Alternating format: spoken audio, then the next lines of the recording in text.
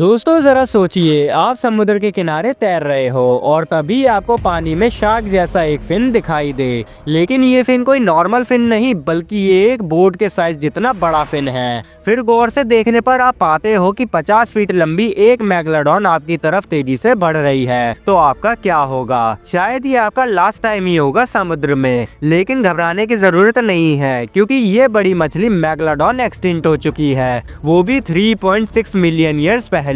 इसको मैंने बड़ी मछली इसलिए कहा क्योंकि इसका मुंह इतना ज्यादा बड़ा है कि इसके अंदर आप अपना एक पूरा का पूरा रूम बना सकते हो और इस रूम के अंदर आपका एक सिंगल बेड और आपकी अलमारी आ सकती है। बस आपको इस बात की फिक्र करनी है कि कहीं ये मैगलोडॉन आपको कच्चा न चबा जाए। लेकिन आज के इस वीडियो का टॉपिक ये नहीं है कि मैगलोडॉन मछली कितनी ज्यादा बड़ी हुआ करती थी, बल्कि टॉपिक तो ये है कि इतना खतरनाक, बड़ा और पावरफुल एनिमल इस धरती से कैसे लुप्त हो गया। आखिर इसके पीछे कौन जिम्मेदार था? कोई बड़ा सा एस्टेरॉयड या कोई और फिश? और साथ ही आज हम इस सवाल का जवाब भी ढूंढेंगे कि क्या वाकई मैगलोडॉन एक्सटिंक्ट हो चुकी है या वो आज भी समुद्र की गहराइयों में कहीं छिपी हुई है। तो जल्दी से अपने स्विमिंग सूट ले लो, क्योंकि हम चलने वाले हैं शार्क की मम्मी के पास जानने के लिए उसके एक्सटिंक्शन की कहानी को।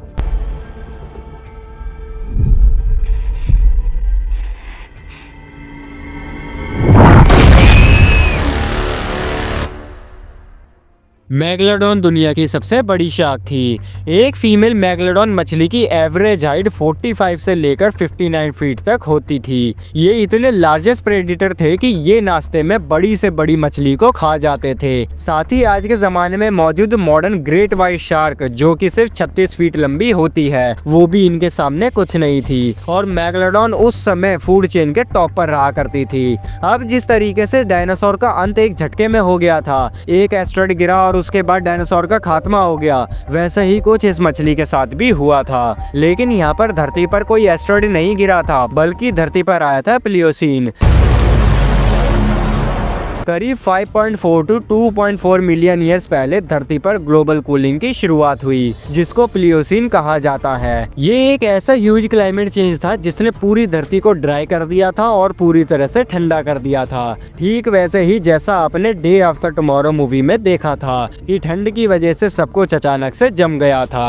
प्लियोसीन के बाद आने वाला था खतरनाक वाला आइस एज, जिसकी वजह से धरती का तापमान बहुत ही ज्यादा गिर गया था। और साथ ही धरती की टेक्टोनिक प्लेट्स में होने वाले चेंजेस ने कॉन्टिनेंट्स के बीच में एग्जिस्ट करने वाले पुराने और एंशिएंट सी वेज को पूरी तरह से बंद कर दिया। अब प्राचीन काल का मतलब हजारों साल पहले से मौजूद समुद्र के जो रास्ते थे वो बंद हो चुके थे, जिसकी वजह से इन बड़े साइज वाली मैगलोडॉन मछलियों को काफी ज्यादा दिक्कत आने लगी थी। साथ ही धरती का टेम्परेचर इतना ज्यादा गिर गया था, जिसकी वजह से ये मछलियाँ बहुत ज्यादा ठंडे पानी में नहीं जाती थी, क्योंकि ये वार्म वाटर में रहने वाली शार्क्स थी। लेकिन ये जिन मछलियों को खाकर जिंदा रहती थी, वो गर्म पानी में रहने के लिए मजबूर नहीं थी। उन्होंने अपनी जान बचाने के लिए ठंडी जगह पर जाने का फैसला किया। अब क्योंकि मैगलोडॉन बहुत ही बड़ी मछली थी, तो इसको रोजाना 2500 पाउंड फूड चाहिए ही चाहिए था। मतलब हर हालत में इनको रोज 2 बड़ी गाय के बराबर मीट की जरूरत होती थी। और ये छोटी छोटी जितनी भी मछलियाँ थी, वो सभी ठंडे पानी वाले इलाकों में चली गई थी। समुद्र के तल में उगने वाले पेड़ पौधे भी अब धीरे धीरे खत्म होने लगे थे, जिसकी वजह से उनके ऊपर डिपेंड छोटे छोटे इंसेक्ट भी मरने लगे,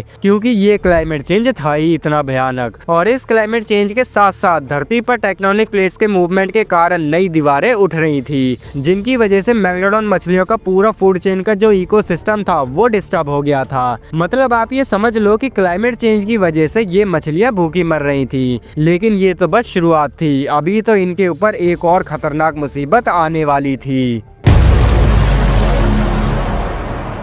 मैगलोडॉन की अधिकतर पॉपुलेशन शिकार पर डिपेंड थी। ये मरीन मैमल्स को और वेल्स को अपना शिकार बनाते थे। ये छोटी मछलियों को भी खा जाते थे। लेकिन अब इनके सामने आने वाली थी एक चुनौती, जिसका नाम था ग्रेट व्हाइट शार्क, जो साइज में इनसे बहुत ही छोटी होती थी। लेकिन इनका यही छोटा साइज इनके लिए फायदेमंद साबित हुआ, क्योंकि इनको सरवाइव करने के लिए कम फूड चाहिए था। ये छोटी से छोटी जगह में तैर सकती थी और साथ ही साथ ये फुर्ती से शिकार भी कर सकती जाती थी। तो वैसे ही क्लाइमेट चेंज की वजह से मेगलोडॉन भूखी मर रही थी और जो बचा कुचा खाना था वो भी ग्रेट व्हाइट शार्क चट कर जाती थी। अब नौबत ऐसी आ चुकी थी कि समुद्र के अंदर मेगलोडॉन को जिंदा रहने के लिए, ये कह सकते हैं कि सरवाइव करने के लिए थोड़ा सा खाना भी नहीं मिल रहा था, क्योंकि इन मछलियों का साइज 2 बड़ी बसेस के बराबर होता था। तो सोचो इनको रोज पेट भरने के लिए कितना सारा खाना लगता होगा।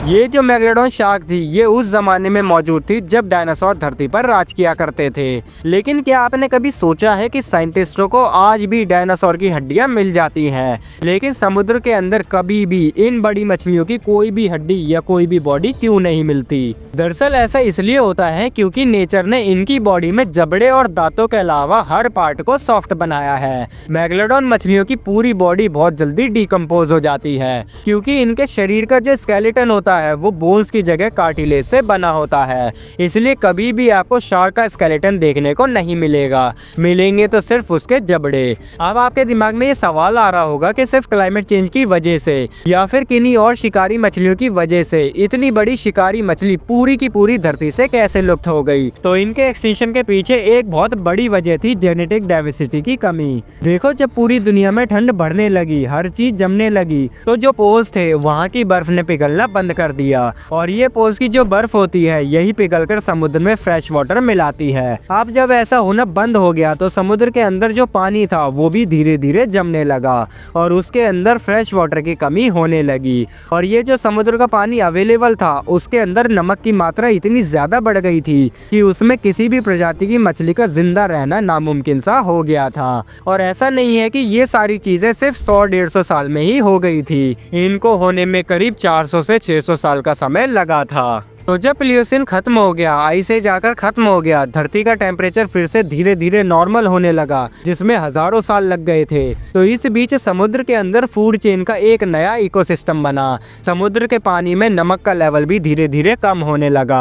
बहुत सारी नई नई तरीके की मछलियां और जानवरों की प्रजाति पानी के अंदर विकसित होने लगी जिसमें करीब 1500 साल लग गए थे। और इन 1500 सालों के अंतराल में मेगलोडॉन मछलियों का जो अस्तित्व था वो पूरी तरह से खत्म हो गया था, क्योंकि ना ही उनके पास रहने के लिए साफ शुद्ध पानी था, ना ही उनके हिसाब से पानी का टेम्परेचर था, ना ही उनके पास खाने के लिए कुछ बचा था और ना ही उनकी बॉडी की बायोडाइवर्सिटी इस तरीके से थी कि वो किसी भी एनवायरनमेंट में खुद को जिंदा रख पाते। ये ठीक वैसे ही है जैसे पोलर बियर सिर्फ ठंडे इलाकों में रहने के लिए ही बना है, लेकिन जब क्लाइमेट चेंज की वजह से पोल्स की बर्फ पिघल जाएगी और वहाँ पर गर्मी पड़ने लगेगी तो आपको क्या लगता है पोलर बियर का क्या होगा? वो सरवाइव नहीं कर पाएगा, वो एक्सटिंक्ट हो जाएगा। उसकी बायोडाइवर्सिटी उसको ये अलाउ ही नहीं करेगी क्योंकि वो गर्म इलाकों में रहने के हिसाब से बना ही नहीं है। अब बात करते हैं कंट्रोवर्सी के बारे में कि क्या वाकई में मेगलोडॉन मछलियां एक्सटिंक्ट हो चुकी हैं या वो आज भी समुद्र की गहराइयों में कहीं छिपी हुई हैं। तो देखो सबसे पहली बात तो 90% ओशन को इंसान ने अभी तक एक्सप्लोर नहीं किया है। जिस तरह से इंसान चांद पर चला गया है, मंगल पर चला गया है, अंतरिक्ष को एक्सप्लोर कर रहा है, उसका 20% भी इंसान ने ओशन को एक्सप्लोर नहीं किया है। तो पॉसिबिलिटी है कि मेगलोडॉन आज भी जिंदा हो सकती है क्योंकि हमने पूरे समुद्र को एक्सप्लोर किया ही नहीं है, तो हमें नहीं पता कि मेगलोडॉन आज भी जिंदा है या नहीं। लेकिन जो भी आज की टेक्नोलॉजी है वो ये क्लेम करती है कि अगर समुद्र में इतना बड़ा जीव मौजूद होता तो उसके बारे में पता तो चल ही जाता। माना कि पूरे समुद्र को इंसानों ने एक्सप्लोर नहीं किया है, लेकिन हमारी टेक्नोलॉजी इतनी भी पुरानी जमाने की नहीं है कि इस विशाल मछली के बारे में हमको पता ना चल पाए, खासकर जब वो इतनी बड़ी विशाल शिकारी मछली हो। अब एक पॉइंट ये भी है कि अगर मेगलोडॉन आज भी जिंदा होती भी तो भी वो कुछ सालों के बाद मर ही जाती, क्योंकि ऑलरेडी जब पुराने जमाने में मतलब मिलियन ईयर्स पहले मेगलोडॉन को खाने की कमी होने लग गई थी, जबकि तब तो इंसान मछलियों का शिकार भी नहीं करते थे। तो सोचो अब जब इंसान अपनी भूख मिटाने के लिए मछलियों का इतने बड़े स्तर पर शिकार करते हैं, रोजाना मिलियंस ऑफ मछलियों का शिकार किया जाता है, उनको पकड़ा जाता है, तो फिर मेगलोडॉन के पास खाने के लिए बचेगा ही क्या? आपको जानकर हैरानी होगी कि हर साल 300 मिलियन से ज्यादा मछलियां पकड़ी जाती हैं और 73 मिलियन शार्क्स पकड़ी जाती हैं सिर्फ उनके फिन्स के लिए। तो जब इतने बड़े स्तर पर आज के टाइम में शिकार हो रहा है तो मुझे तो नहीं लगता कि मेगलोडॉन किसी भी हालत में जिंदा सरवाइव कर पाती, क्योंकि उसे सरवाइव करने के लिए खाना तो किसी भी कंडीशन में चाहिए ही चाहिए। एनीवे, मेगलोडॉन एक अमेजिंग पावरफुल एनिमल थी जो कि हमारे प्लेनेट के इतिहास का एक इनक्रेडिबल पार्ट थी, लेकिन अब ये शार्क सिर्फ इतिहास का ही हिस्सा बनकर रह गई है। और जो मछलियाँ अभी भी इस प्लेनेट पर जिंदा हैं, उन्हें भी हम जल्दी ही इतिहास का हिस्सा बना देंगे, या तो खाकर या फिर पॉल्यूशन फैला कर। लेकिन एक बात तो तय है, अगर इस धरती से जानवरों का नामो निशान मिट जाएगा ना, तो उनके साथ साथ इंसानों का खात्मा भी हो जाएगा, क्योंकि हम सब आपस में एक दूसरे से जुड़े हैं। इसलिए अगर ना रहेंगे जानवर तो ना रहेंगे हम।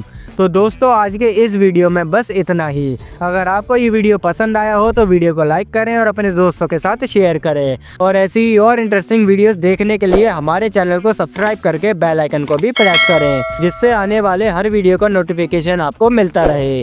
हम जल्दी मिलेंगे एक और इंटरेस्टिंग वीडियो के साथ। तब तक आप अपना और अपने परिवार का ध्यान रखें।